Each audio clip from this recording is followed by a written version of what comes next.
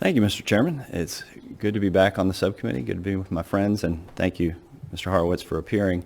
It's an honor to be on Appropriations. It's also an honor to be delegated by Appropriations to the Budget Committee, so I apologize. We got both going on at the same time. But I wanted to ask about an audit done in 2021 of the FBI's due diligence or lack thereof when requesting permission to wiretap or otherwise spy on Americans through FISA courts. The report detailed widespread noncompliance with Woods procedures, which are an internal FBI process to minimize factual inaccuracies in FISA applications by requiring the FBI to maintain supporting documentation for each factual assertion in the application. Out of over 7,000 FISA applications approved between January 2015 and March 2020, there are 183 for which the Woods file was missing, in whole or in part, correct? Correct. The report made 8 recommendations for the FBI and 2 for the National Security Division, correct? Correct.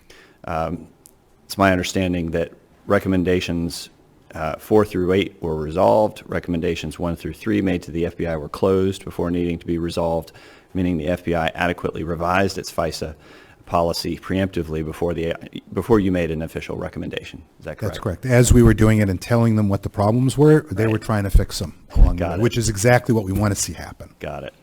Although your recommendations were resolved, are you aware of whether the FBI has located all of the missing Woods files identified in your report? I don't believe we know the answer to that question. I can go back and double check and see where we are on that information.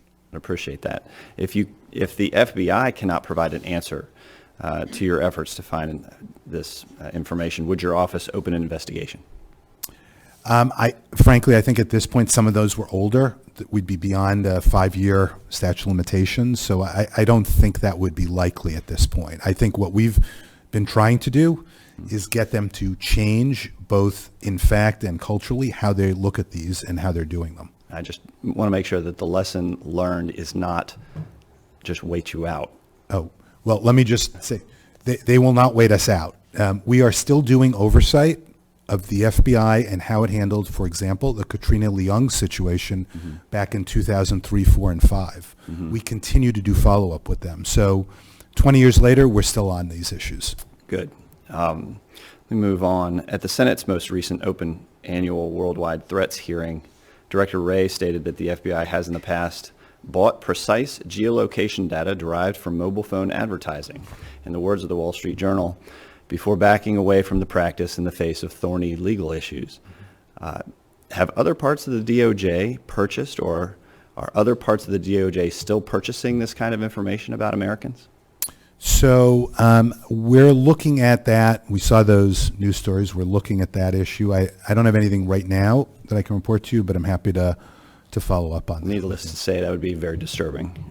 How did the FBI and potentially other elements of DOJ come to believe that buying location information about Americans without a warrant would be legal, especially after the Supreme Court's decision in U.S. v. Carpenter, which held that Americans' location information is protected by the Fourth Amendment?